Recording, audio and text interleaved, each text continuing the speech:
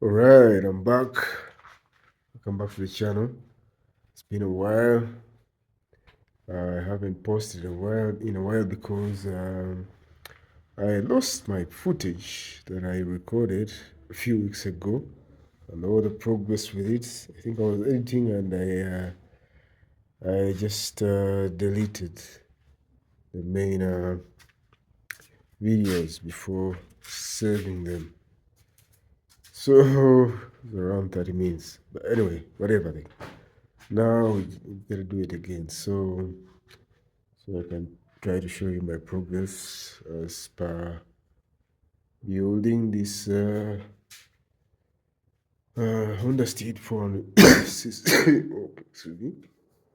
I have a little cough as well. But let's go. Been building this, putting down the engine, tearing down the engine. So this is how far I've gotten. Of course, in the previous video which I would have posted before this, I had struggled with some of the nuts, at the bottom end of this. This one, some of the nuts down there. One was stuck, and it had worn out at the top, so I had to use welding. I welded on another nut for 14 millimeter bigger one, and then I had to move it. So yeah, and then yeah, it's pretty much it. Now this end, we also removed the cam tensioner and changed the tensioner, and then the camshafts, I removed it, and the cam sprockets over there, and I lost the cam chain. I didn't lose it. I had to. This is the cam chain for the cam sprockets. So I had to. I had to cut it because one of the bolts here was stuck. One of these bolts that holds it. So I had to just cut it and forget about it. I have to get a new one when I'm putting back the engine. And so far now, also what had made the progress stall was I needed to get socket range, 12 millimeter socket range. So I went to town, got this. Should work. Go on here, because the other T wrenches I have cannot do the job, cannot unscrew these bolts. The bolts are pretty long, and they probably use a lot of torque when they have them on. So the T wrenches I had could not do the job. So my guy advised me to get a socket wrench with this, with the sort of arm that is strong. Other than that, the engine is still stuck. Still can't turn over. But we shall see what's inside when we tie it down to the bottom. So yeah, let me go at it today. Let me deal with this side. Yeah, and I'm thinking I have to go all the way down. Maybe also do with the crankcase, put it apart as well, because I want to check the oil pump, because somebody tells me that with all the silicone they used, it can get into the oil pump as well. So, and it could block it. So I just want to make sure everything is okay on this bike when I put it back together, so I won't have to worry about any issues. It's a completely rebuilt engine. Everything is working the way it's supposed to work. Just have to ride and deal with smaller issues. Well, yeah, that's it. His bike is still in the garage. He has to needs an engine overhaul. This needs some new piston rings. Yeah. Other than that, also never took his bike because the clutch cable actually snapped in the morning when I was going to work. So I had it fixed. This is a new one. Yeah, I put it on today in the morning. Yeah.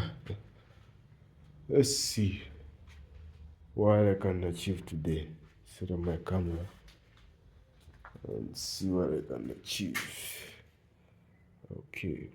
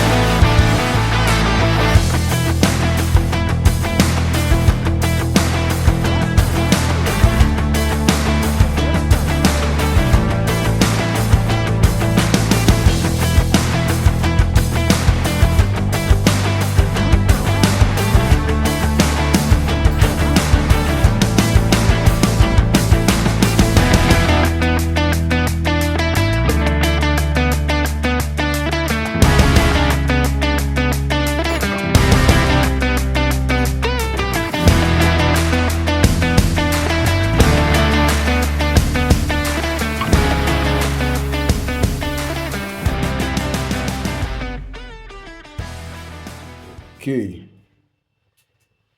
Just that, like I had thought, these are 12 millimeter bolts, and these require 14 millimeter socket, which I don't have.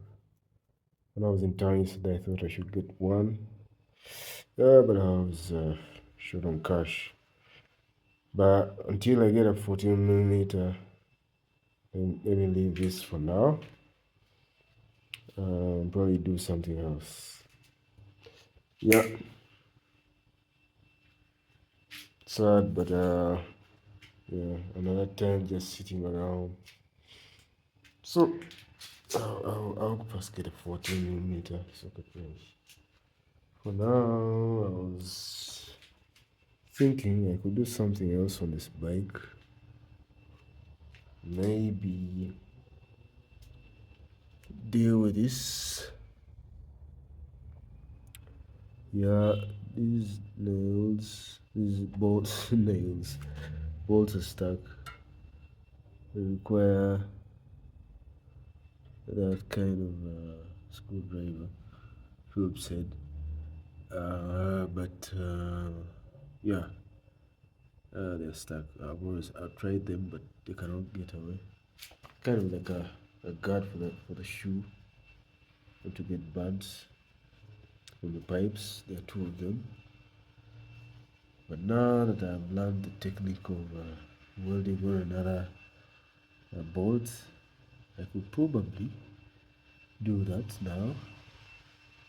Remove this, switch them out. Maybe have this go on here. Around. Yep. Let's see.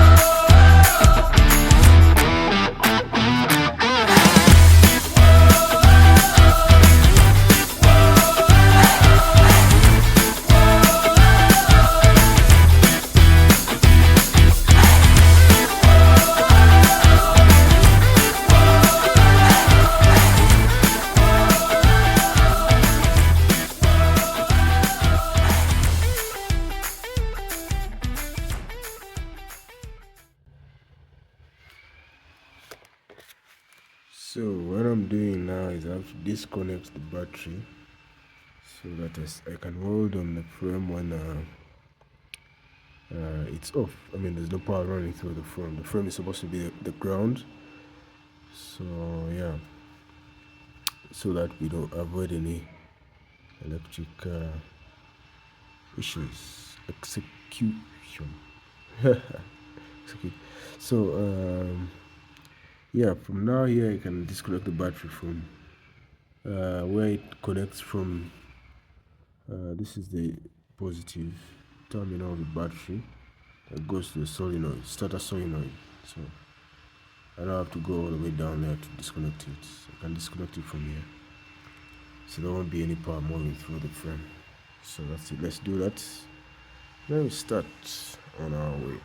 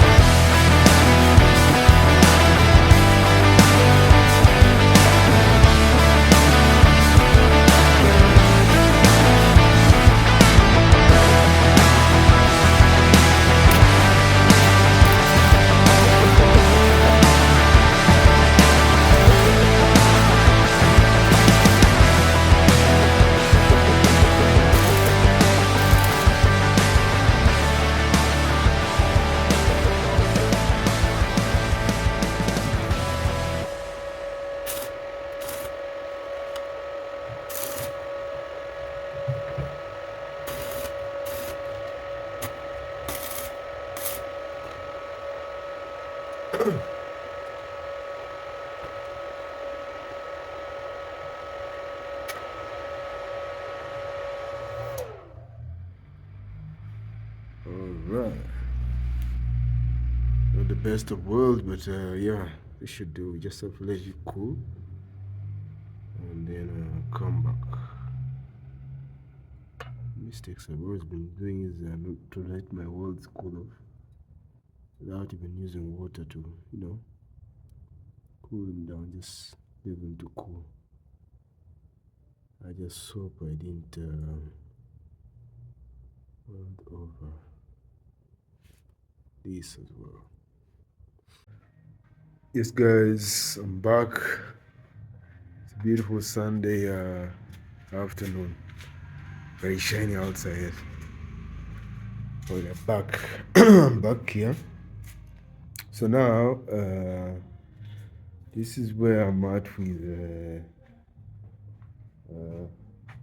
disassembling the 400 on the 400 Steed engine I've been working on.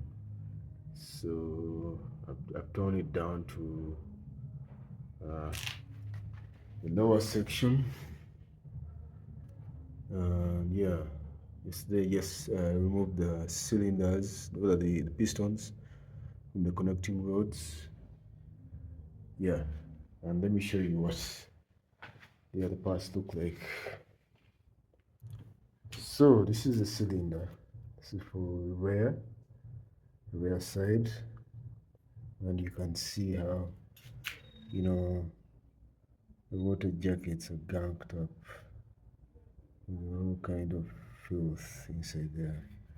And the cylinder itself is rusted. You see that rust? It is rust. That is why it couldn't move. That's why the cylinder was seized. So I have to clean it inside. Yeah, and probably I've been researching a little bit. I think I'll also hone it. I have to get a honing tool because that's important to have some crisscross patterns in there. Because I mean, after cleaning this up, it's going to be very smooth, maybe, because I'll probably use some steel wool. And this is the front one. Same story. It's all seized up because of the rust. And the water area, you can see as well, is all so dirty. I have to clean this. Yeah, that's pretty much it. The top for the rear cylinder now I could show you. Of course, it's filled with carbon. It's the same story with the other one. The front carbon everywhere. I'll have to clean it up. Don't plan on doing a valve job. That is a little bit ahead of me. So yeah, I won't even touch the valves. We'll have to get a valve tool to even try to touch the valves. Maybe I won't do that. So, but these are the pistons. Yeah, you can see that's top for the rear cylinder. It's all cleaned. I'll probably get some new piston rings. Yeah, on the cylinders to accommodate the new piston rings. Yeah, this is the crankcase. I have to tear it down as well. So the crankcase is mainly because tearing it down is because I want to check the oil pump, which is this side. Yeah, this one underneath there. Because of the, there is a lot of silicone on this sealing this instead of gaskets, so I imagine it might have gotten into the crankcase down there. So I'll have to check it. So yeah, after checking the crankcase and the oil pump, probably just put everything back and then put on new clutch sets and put back the engine together after cleaning it and doing other things. Stick around. I should be able to show you everything, all the process. This is Aki's bike. The engine was moved yesterday by somebody who helps me here, mechanic. That you know already on the channel. Eddie guy, so he came around and his part of the engine parts are here.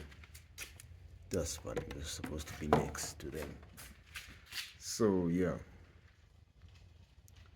he took it for an overhaul. Needs new piston rings. The connecting rods need to be need new bearings down there. Actually, also mine needs some bearings down there. At least that's what Iga told me. So I don't know. I'll check that after also getting the crank shaft out. We'll see. Other than that, that's for now. Stick around, like, subscribe, share as much as often. Yeah.